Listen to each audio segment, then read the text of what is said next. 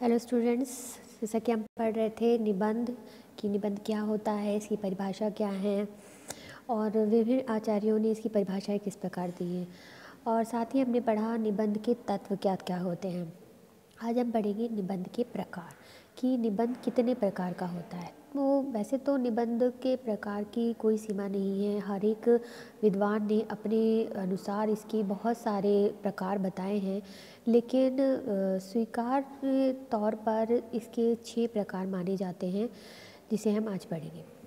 इनमें से पहला है विवरणात्मक निबंध। विवरणात्मक, वर्णनात्मक और विचारात्मक, इसके अंतर्गत कुछ समानताएं लगती हैं, लेकिन ये तीनों अलग अलग हैं। उसे किस प्रकार से हम डिस्क्राइब करेंगे वो हम देखेंगे। तो पहला है विवरणात्मक निबंध। विवरणात्मक के अंतर्गत किसी ऐतिहासिक, पौराणिक या आकस्मिक घटना का वर्णन जो है विवरणात्मक निबंध कहलाता है। यात्रा, घटना, मैच, मेला, ऋतु, संस्मरण आदि का विवरण लिखा जाता है। मतलब जब किसी घटना का विवरण लिखा जाए तो वो विवरणात्मक निबंध के अंतर्गत आता है। और इनमें भी जो है व्यास समाज शैली का प्रयोग किया जाता है और इसके अंतर्गत वस्तु को स्थिर रूप में न रखकर गतिशील रूप में देखा जाता है। मतलब कि जब किसी घटना का वर्णन किया जा रहा है तो वो स्थिर रूप में नहीं हो सकता, वो गतिशील में ही होगा। मतलब कि कोई जो घटना है वो चलती है, चल रही है, स्थिर नहीं है। मतलब कहने का मतलब क्या है कि जैसे कोई शिकार है, कोई यात्रा है, तो यात्रा का वर्णन अब स्थिर तौर पर तो नहीं हो सकता कि अब इसके बाद ये हुआ, इसके बाद ये हुआ। तो इस तौर पर इसमें जो है एक तरीके से गतिशील रूप में उस जो विषय वस्तु है उसे प्रस्तुत किया जाता है। और इसके अंतर्गत जैसे शिकार, पर्वतारोहण, दुर्गम प्रदेश की यात्रा आदि का वर्णन जो है इन निबंधों का विषय होता है। इन निबंधों में विविध सुंदर वर्णनों को माला के मनकों की भांति एक सूत्र में पिरो दिया जाता है। अब नेक्स्ट है वर्णनात्मक निबंध। वर्णनात्मक निबंध उस निबंध को कहते हैं जिसमें किसी घटना, वस्तु अथवा स्थान का वर्णन होता है। वर्णन के लिए भाषा सरल और ओजस्वी होनी चाहिए और शैली रोचक। निबंध पढ़ के उस वस्तु, घटना या स्थान का पूरा चित्र जो है वो आंखों के सामने आ जाना चाहिए। इन निबंधों में निबंधकार अपने वर्ण्य विषय से संबंधित भावनाओं का कल्पना की सहायता से अंकन करता है। इनमें किसी स्थान, दृश्य, वस्तु, घटना आदि का स्थिर रूप में वर्णन किया जाता है। इसमें व्यास शैली का प्रयोग होता है और वर्ण्य विषय की लंबी चौड़ी विवेचना रहती है। लेखक निबंध जो है वो इस ढंग से वर्णित करता है कि वर्णन जो है वो प्रभाव पादक रहे। अब विवरणात्मक और वर्णनात्मक, इसमें सिर्फ एक ही फ़र्क है। इसमें क्या है, वर्णनात्मक में कि जैसा है कोई यात्रा जैसे जिस तरीके से चली, जिसके बाद जो घटना हुई उसे जो कर तू दिखाया जाता है। जबकि वर्णनात्मक के अंतर्गत उस जो घटना है उसे कवि जो है अपनी कल्पना के आधार पर उसे बताता है और इसमें किसी भी घटना का बहुत ज़्यादा वर्णन भी हो सकता है। मतलब एक तरीके से कहा जाए तो इसे स्थिर तौर पर, इसमें मुख्य अंतर यही है कि विवरणात्मक में जो विषय वस्तु है वो गतिशील रहती है, जबकि वर्णनात्मक में वो स्थिर रहती है। मतलब वो एक ही जो विषय वस्तु है उसे बहुत ज़्यादा भी खींच सकता है। ये लेखक के विचार पर निर्भर करता है, उसकी कल्पना शक्ति पर निर्भर करता है। अब बात करते हैं तीसरा प्रकार यानी कि विचारात्मक, जिसे विवेचनात्मक निबंध भी कहा जाता है। इसमें विचार या चिंतन की प्रधानता होने के कारण इसे विचारात्मक निबंध कहा जाता है। इस प्रकार के निबंध लिखना प्राय कठिन होता है। इन निबंधों में किसी साहित्यिक रचना अथवा कलाकृति पर विचार प्रस्तुत किए जाते हैं। इनमें बौद्धिक विवेचन होने के कारण चिंतन, मनन और तर्क की प्रधानता होती है। इन निबंधों में गंभीर अध्ययन और तटस्थ विवेचन तो होता ही है, साथ ही तथ्य उपस्थित करने एवं तर्क द्वारा उसे प्रमाणित करने का आग्रह भी होता है। कहने का मतलब ये है कि जैसे कोई विषय वस्तु है उसे जब किसी तर्क द्वारा सिद्ध करने की जब कोशिश की जाती है तब वो विचारात्मक निबंध के अंतर्गत आते हैं। और अब बात करते हैं भावात्मक निबंध के बारे में। भावात्मक निबंध के अंतर्गत जब किसी निबंध में हृदय में उत्पन्न होने वाले भावों तथा रागों को दर्शाया जाए तो उसे भावात्मक निबंध कहा जाता है।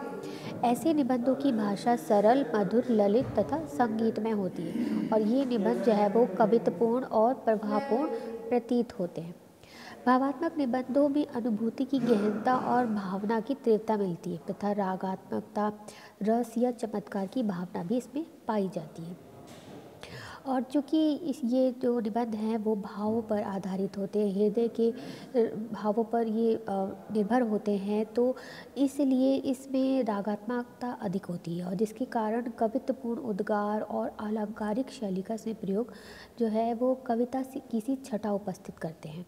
मतलब इसमें भाव होने के कारण इसमें कविता किसी एक तरीके से कहना चाहिए कविता का सा छटा जो है इसमें दिखाई देती है। ऐसा लगता है जैसे कोई कविता कही जा रही है। इनमें भावों का प्रवाह जो है निरंतर बना रहता है और इसमें कल्पना की प्रधानता भी होती है। अब नेक्स्ट बात करते हैं ललित निबंध।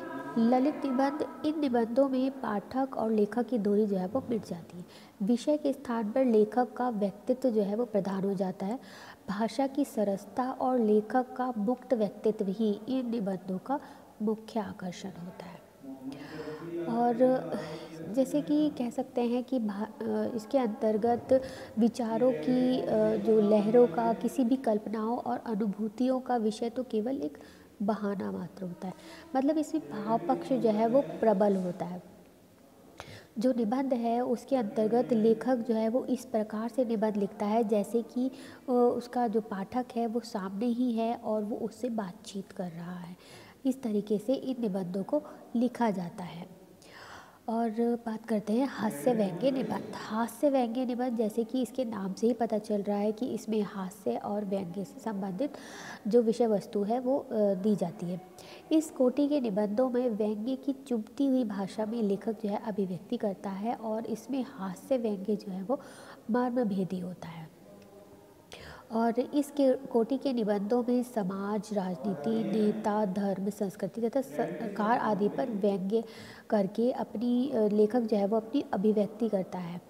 और ऐसे निबंध बहुत अधिक प्रभावोत्पादक होते हैं क्योंकि बहुत सी बार जब कोई बात जब हम सीधे तौर पे कहें तो वो इतनी प्रभाव उत्पन्न नहीं करती है जितना कि उसे टेढ़े वे में कहने पर होती है। मतलब बात इस तरह से कही जाए कि किसी को वो बात सीरियसली भी या गंभीरता से भी ना कही जाए, लेकिन वो बात उस तक पहुंच जाए हास्य व्यंग्य के तौर पर। और निबंध गद्यकार की एक ऐसी कसौटी है जिस पर कसकर उसके विचार जो है कंचन भी सिद्ध होते हैं और लोहा भी। इसीलिए हास्य व्यंग्य निबंध लिखना हर एक के लिए संभव नहीं है क्योंकि इसमें जो है जो भाषा शैली है उसके अंतर्गत हास्य भी होना चाहिए और साथ में ही जो लेखक कहना चाहता है वो भी स्पष्ट रूप से पता चलना चाहिए। तो ये तो थे हमारे निबंध के प्रकार। और इन निबंधों में लेखक जो है इस तरह से हम देखते हैं कि लेखक को जो है निबंध लिखने में अपने विचार जो है वो संयत, सुसंगठित और स्पष्ट अभिव्यक्त करने पड़ते हैं। निबंध हर एक कोई लिखने की अभिव्यक्ति नहीं रखता, हर एक जो है प्रतिभा नहीं होती, उसमें बहुत सारे गुण चाहिए होते हैं जैसे व्यक्तिकता, स्वच्छंदता, एकाग्रता, संक्षिप्तता, कलात्मकता, आत्मीयता, ऐसे गुण जो हैं वो निबंध में होने चाहिए। और साथ ही निबंध के विषय की कोई सीमा भी नहीं है। ठीक है, तो ये तो थे निबंध के प्रकार। अब हम बात करते हैं निबंध बनाम लेख की, यानी कि निबंध और लेख में अंतर क्या होता है। इसमें मुख्य रूप से क्या है, अंग्रेज़ी के आर्टिकल का प्राय जो है वो लेख कहा जाता है, जबकि निबंध जो है वो इंग्लिश के एस्से का पर्याय है। लेख अपने मूलार्थ में समस्त लिखित सामग्री का द्योतक होता है और जबकि जो निबंध होता है इसमें जो मुख्य रूप से एक तरीके से कहना चाहिए कि कवि की कल्पना और उसके अनुभवों का उसमें वर्णन होता है। तो हम देख लेते हैं इनका अंतर। निबंध में सबसे ज़्यादा तो विस्तार होता है, लेकिन लेख में निबंध की अपेक्षा कम विस्तार होता है। दूसरा अंतर है, निबंध जो है वो साहित्यिक पत्रिकाओं में प्रकाशित होने वाली एक साहित्यिक रचना है, जबकि लेख जो है वो साहित्यिक रचना नहीं है। ये जो है समाचार पत्रों में प्रकाशित होते हैं। निबंध की शैली निबंध जो है शैली प्रधान होता है, जबकि लेख जो है वो विषयनिष्ठ रचना होती है। निबंध में लेखक का व्यक्तित्व झलकता है, जबकि लेख जो है वो विषय सापेक्ष होता है। और निबंध कल्पना प्रधान होता है, जबकि लेख तर्क प्रधान होते हैं। निबंध में गठन पर अधिक ध्यान दिया जाता है, जबकि लेख में गठन पर इतना अधिक ध्यान नहीं दिया जाता। और लास्ट अंतर जो मुख्य रूप से है कि निबंध जो है वह अवकाश क्षणों में मन की अनुरुचि के अनुरूप लिखा जाता है, जबकि लेख तत्कालीन लेखन या समस्या की प्रक्रिया का प्रतिफलन है। मुख्य अंतर इन दोनों में यही है कि निबंध जो है अपनी रुचि के अनुसार किसी भी विषय पर लिखा जा सकता है, जबकि लेख जो है वो तत्कालीन समस्या प्रधान पर लिखा जाता है। तो ये था हमारा निबंध और लेख में अंतर। अब इसके आगे जो है हम अगले लेक्चर में करेंगे। Thank you.